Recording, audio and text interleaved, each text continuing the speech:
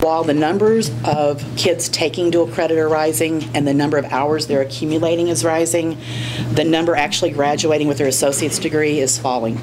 And the number that are graduating with their 42-hour block is also falling. And it's because of that. Okay. We have 2 that are graduating with their associate's degree, which is just so cool to graduate from high school a week after you graduated from a junior college with your associate's degree.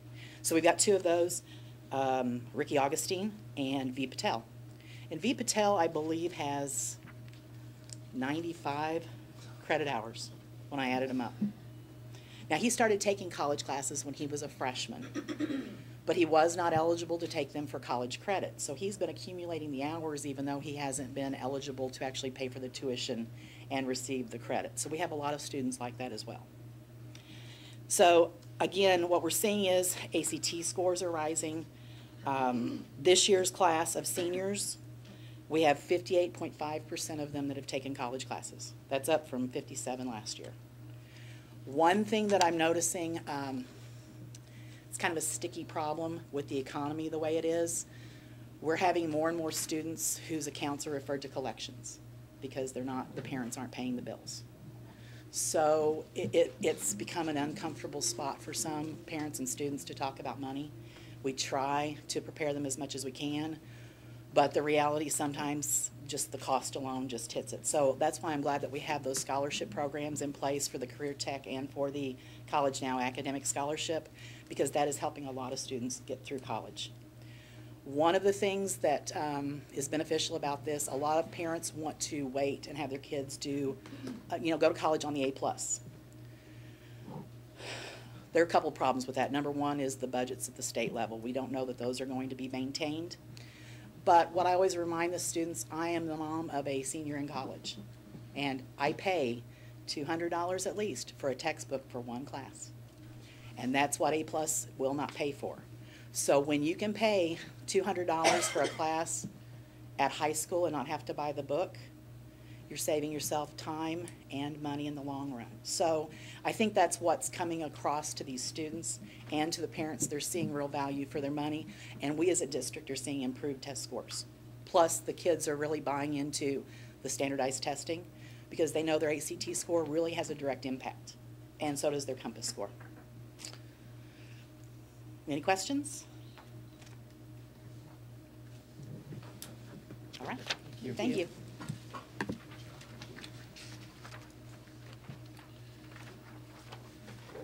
Sarah, would you like to briefly come up and discuss the staffing plan in the new teaching positions?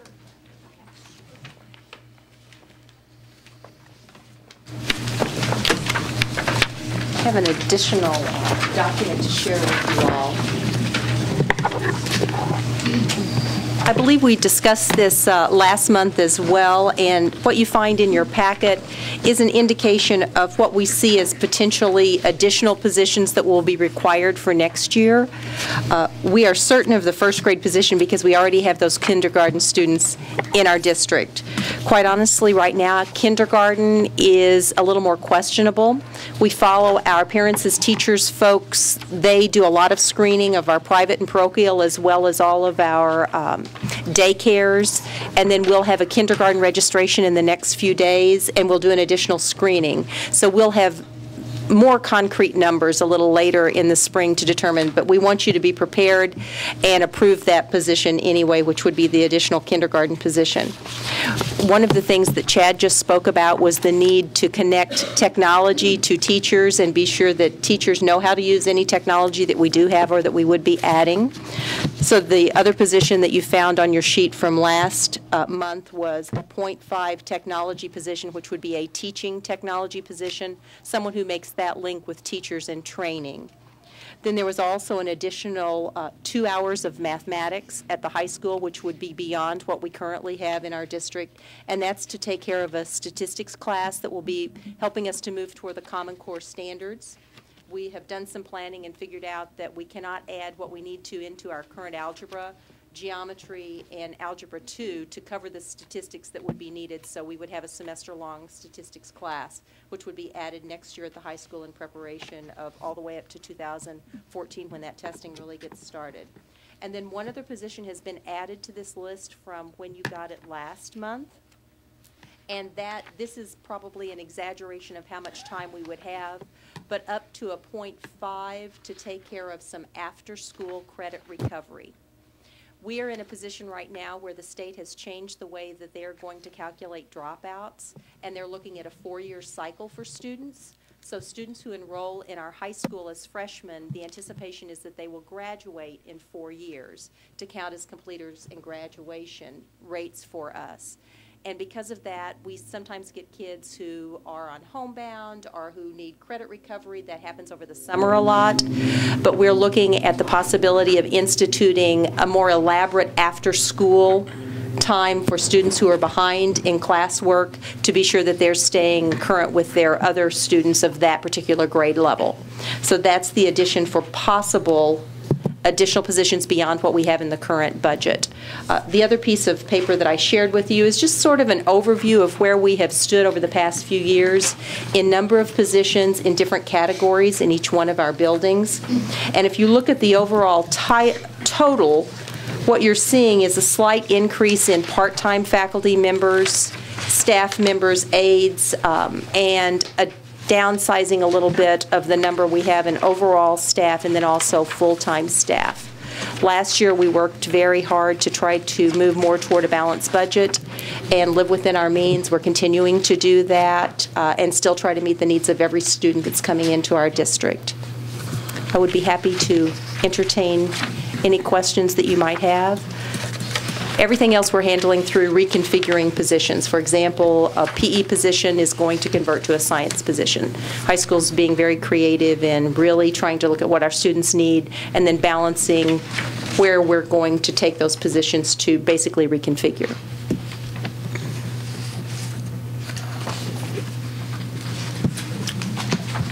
Any questions? Thank you. Thank you for your planning on that, Sarah. All right. We have action items D, E, and H that have been pulled. So I would entertain a motion to approve items B, C, F, G, I, J, K, L, M, and N.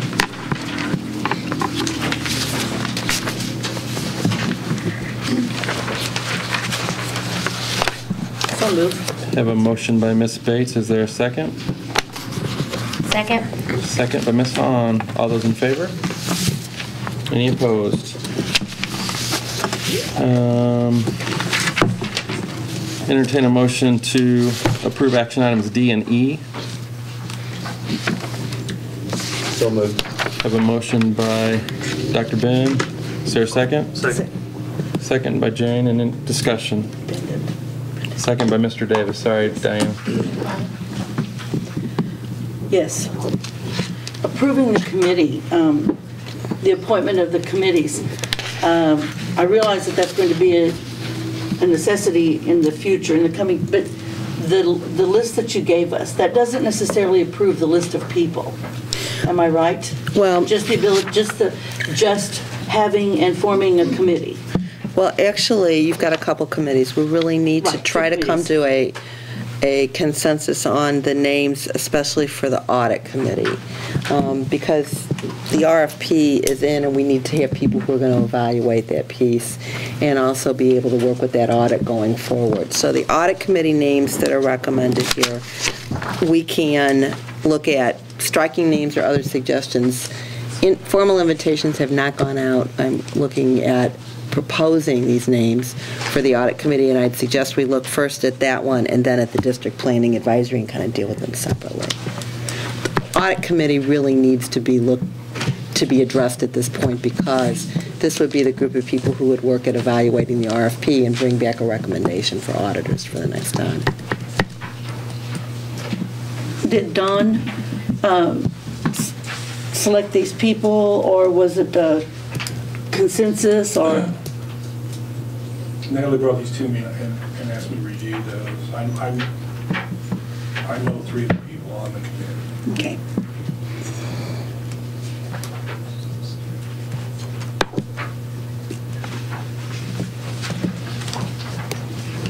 And the people on the committee know that, I mean, they've been, On this particular committee, everybody except for Michelle Daniels, well, actually the two external, Brian McNamara and Bill Simmons, I contacted to see if they, because they had both come forward and said they wanted to participate in something, if they would consider it.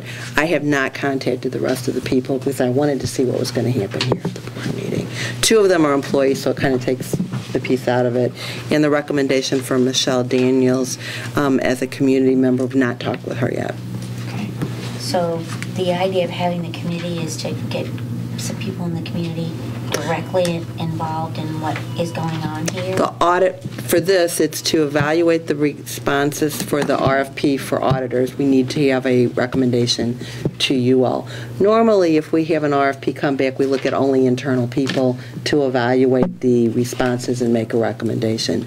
But given the public nature of this, we really thought that it was worthwhile having a mixture with a lot of emphasis on the community in terms of the public audit piece.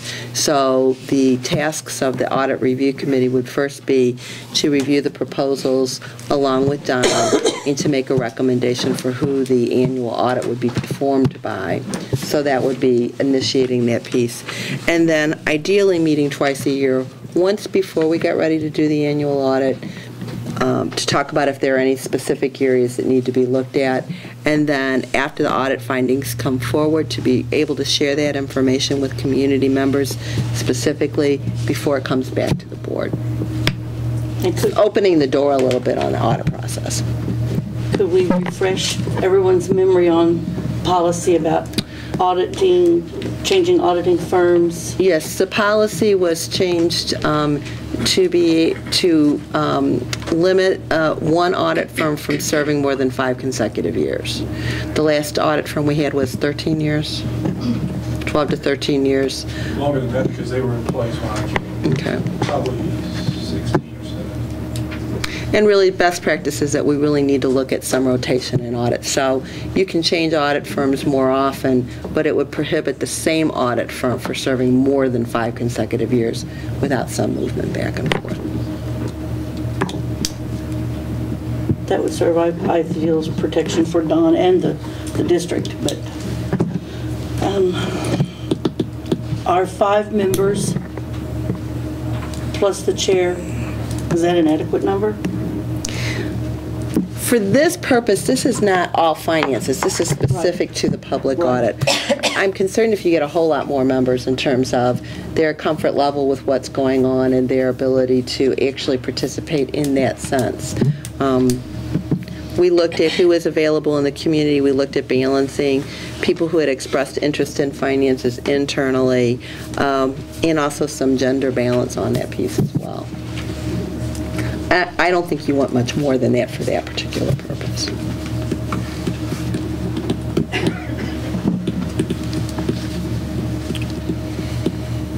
Can these 2 items be separated?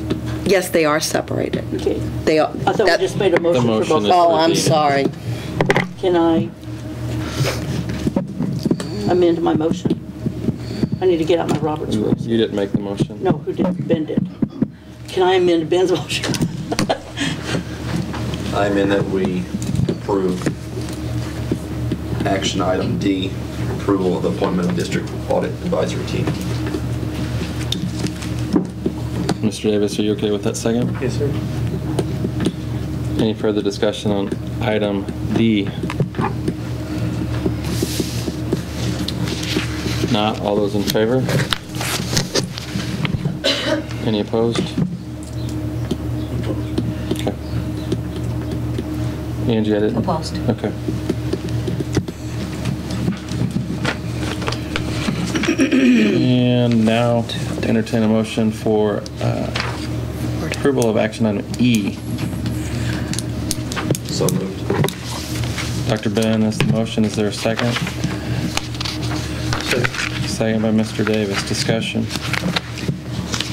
This is just for forming the steering committee and not approving the people listed. No, we need to identify, get your feedback on the people. So if there are names that you want to strike, it's fine. If there are names you want to add, it's fine. But it's forming a committee and identifying some people to invite. I don't see any problem with numbers on this one.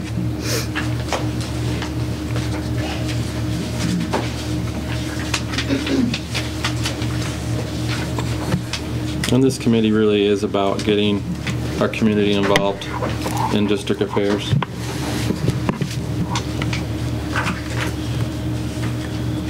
I'm not comfortable with one of the names on the committee.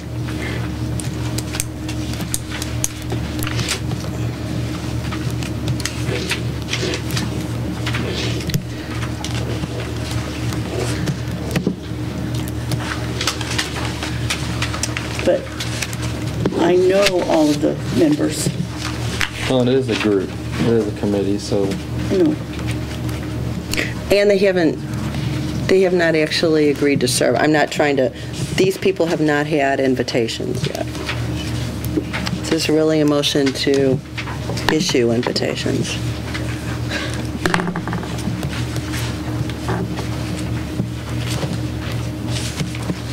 Do you want to add names? Do you want to recommend removing a name?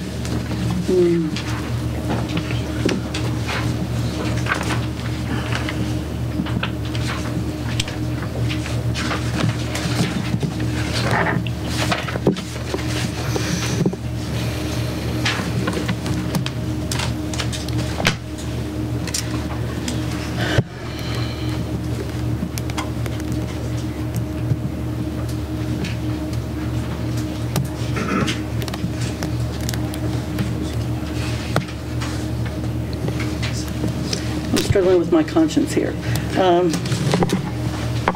No, it's only one. There was an attempt to try to get a broad perspective on a variety of viewpoints. Yeah. So, No, I don't want to remove a name. Any further discussion? All those in favor, signal by saying aye. I cannot talk today. Any opposed?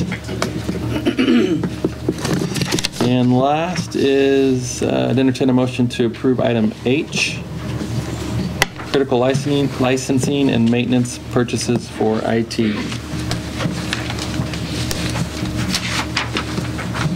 So moved. Dr. Ben with the motion, is there a second? Second? Second by Ms. Bates. Discussion.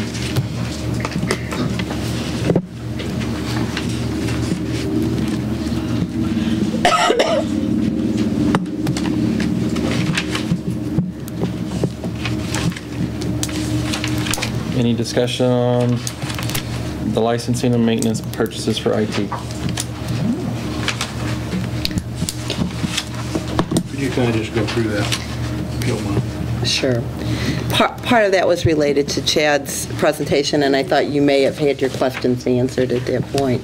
But we have some critical maintenance agreements that were put in place when the equipment was new, so as it was purchased, and those maintenance agreements are expiring. And we've reviewed which equipment we would continue to maintain and which equipment we might not need to maintain in view of replacement. But we do have some maintenance agreements that we feel really need to be there, and I think it was part of that long-term plan. So I wasn't sure if his presentation answered your question, and I'm sure Chad could answer in more direction, but that's what that is. It's the ability to be able to maintain that equipment which continues to be serviceable. There is an adjustment in one of the maintenance plans away from a contractual service to an as-needed service because we did not feel that it was necessary to pay a large amount on a yearly retainer kind of model as opposed to an as-needed. So those were the continuation contracts that you had in place. Chad, are those the EMC support and maintenance agreement and the Microsoft licensing agreement and that UPS system support and maintenance? Are those the things we're talking about right now? Does that help, Howard? Whenever you gave us the list of the quantity of the out-of-service computers and things, it said most are not. Are any of them in the classrooms at all? No. The surplus. Just want to make sure. Purely equipment Okay. that was totally out of service. Good, that's what I want to make sure of. Thank you. And we can't dispose of it unless you declare it surplus, so that's what that was about.